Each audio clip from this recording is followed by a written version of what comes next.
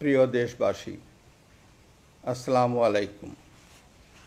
আপনারা জানেন প্রধানমন্ত্রী শেখ হাসিনা রাষ্ট্রপতির কাছে পদত্যাগপত্র জমা দিয়েছেন এবং আমি তা গ্রহণ করেছি।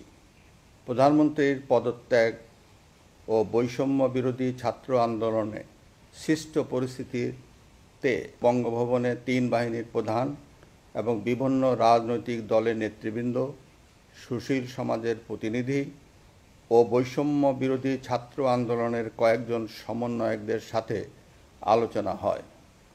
শুরুতেই সেনাপ্রধান বিরাজমান সার্বিক পরিস্থিতি ও রাজনৈতিক দলগুলোর সাথে তার আলোচনা সম্পর্কে আমাকে অবহিত করেন। রাজনৈতিক নেতৃবৃন্দও এ সময় তাদের বক্তব্য তুলে ধরেন। সভায় বৈষম্য বিরোধী ছাত্র আন্দোলনের নিহত শহীদদের স্মরণে শোক প্রস্তাব গৃহীত হয়। এছাড়া জরুরি ভিত্তিতে একটি অন্তর্বর্তীকালীন সরকার গঠনের সিদ্ধান্ত নেওয়া হয়। সকল দল ও অংশীজনদের সাথে আলোচনা করে গঠিত অন্তর্বর্তীকালীন সরকার যত দ্রুত সম্ভব নির্বাচনের ব্যবস্থা করবে। বৈষম্য বিরোধী ছাত্র আন্দোলন ও বিভিন্ন মিথ্যা মামলায় আটকসহ সকল বন্দীদের মুক্তি দেওয়া হবে। বৈষম্য বিরোধী ছাত্র আন্দোলনের নিহতদের পরিবারদের ক্ষতিপূরণ প্রদান ও আহতদের সুচিকিৎসার প্রয়োজনীয় সকল সহায়তা দেওয়া হবে। সর্বসম্মতিক্রমে বিএনপির চেয়ারপারসন বেগম খালেদা জিয়াকে মুক্তি দেওয়ার সিদ্ধান্ত নেওয়া হয়। প্রিয় দেশবাসী, আমি দেশের আইন শৃঙ্খলা পরিস্থিতি স্বাভাবিক করতে এবং লুটতরাজ ও ধ্বংসাত্মক কর্মকাণ্ড বন্ধ করতে রাজনৈতিক দলগুলোর প্রতি আহ্বান জানাচ্ছি। জনগণের জানমাল ও রাষ্ট্রীয় সম্পদ রক্ষায় সশস্ত্র বাহিনীকে কঠোর পদক্ষেপ নেওয়ার নির্দেশ প্রদান করছি।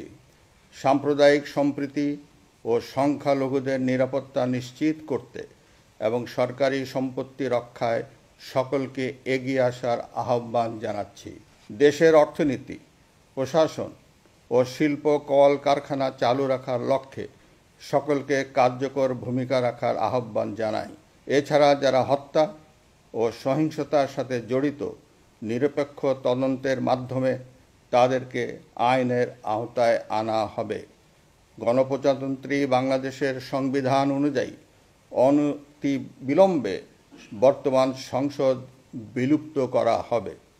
দেশের সকল অফিস আদালত স্বাভাবিকভাবেই চলবে। প্রিয় দেশবাসী, আসুন আমরা দেশকে বাঁচাতে একযোগে কাজ করি।